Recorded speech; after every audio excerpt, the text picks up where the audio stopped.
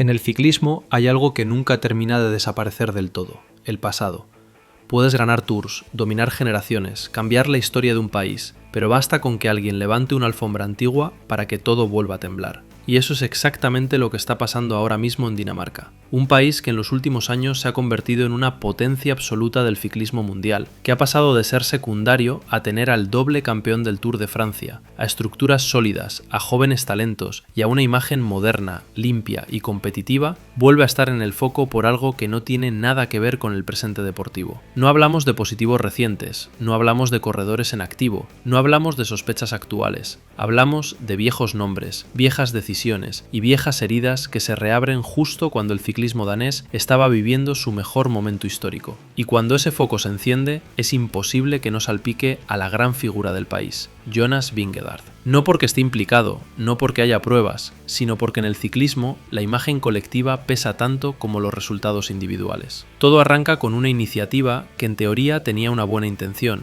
un proyecto impulsado por la Unión Ciclista Danesa para apoyar a las nuevas generaciones, crear referentes y consolidar el crecimiento del ciclismo en el país. Un proyecto pensado para mirar al futuro, que ha acabado reabriendo el pasado. La idea era sencilla: utilizar la experiencia de antiguos ciclistas como embajadores, personas que pudieran transmitir conocimiento, valores y recorrido a los jóvenes talentos que vienen empujando fuerte. Pero cuando empiezas a elegir quién representa el mensaje, también eliges qué historia estás dispuesto a contar y cuál prefieres silenciar. Y ahí es donde empieza el problema, porque algunos excorredores con historial de dopaje reconocido sí entran en el proyecto. Otros, con un pasado similar, son apartados, y esa línea, mal explicada y peor gestionada, es la que vuelve a poner el foco sobre Dinamarca, no por lo que es hoy, sino por lo que fue. Y en un deporte que lleva décadas luchando por dejar atrás esa sombra, ese detalle lo cambia todo.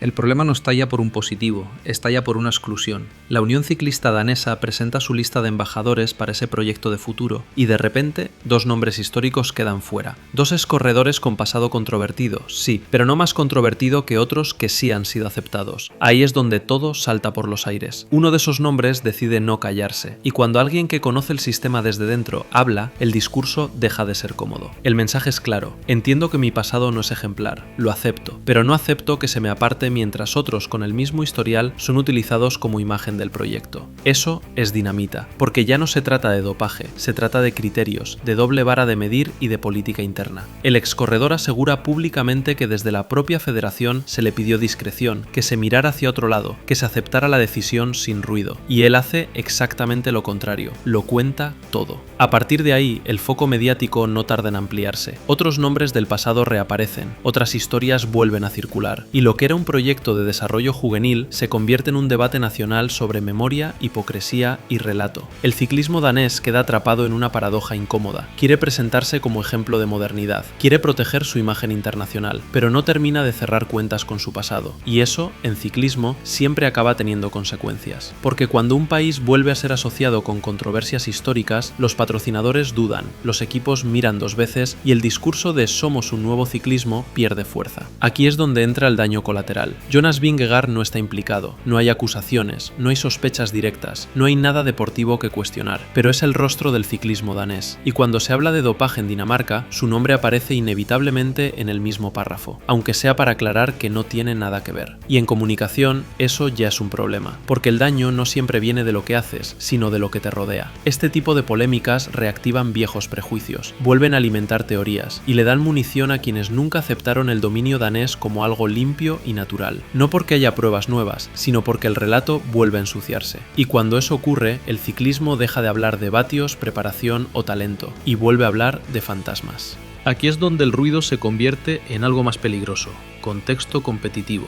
Porque este escándalo no estalla en un momento cualquiera, estalla justo cuando el ciclismo danés vive su edad de oro, con Jonas Vingegaard como referencia absoluta del pelotón mundial. Y aunque no haya una sola prueba, acusación o sombra directa sobre él, el problema es otro: la narrativa. En el ciclismo moderno, la percepción pesa casi tanto como los resultados, y cuando reaparecen historias de dopaje del pasado, no importa cuántas veces se repita que no tiene nada que ver con los corredores actuales, el daño ya está hecho. Vingegaard corre limpio, compite limpio, y su rendimiento está avalado por controles, datos y un equipo extremadamente escrupuloso. Pero el ciclismo no se consume solo con números, se consume con relatos, y el relato que vuelve a circular es incómodo. Dinamarca vuelve a hablar de dopaje, viejas figuras levantan la alfombra, la federación gestiona mal su pasado. Eso no señala directamente a Jonas, pero lo rodea. Y en un deporte donde cada rival busca cualquier grieta psicológica, eso cuenta. Porque ahora, cada vez que Vingegaard gane una etapa dura, cada vez que marque diferencias en alta montaña, habrá quien vuelva a rescatar titulares antiguos, declaraciones sacadas de contexto o comparaciones injustas. No por hechos actuales, por herencia simbólica.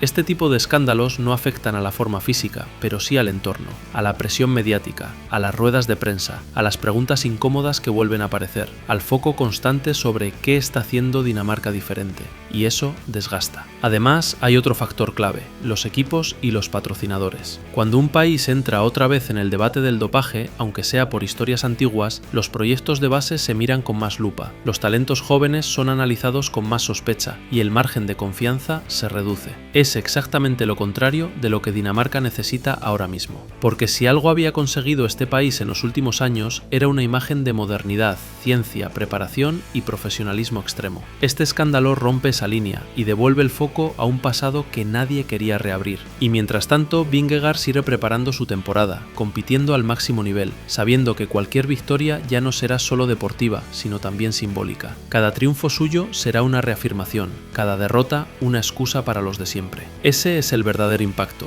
No hay sanciones, no hay investigaciones abiertas contra corredores actuales, pero hay ruido, y el ruido en el ciclismo siempre pesa más de lo que debería.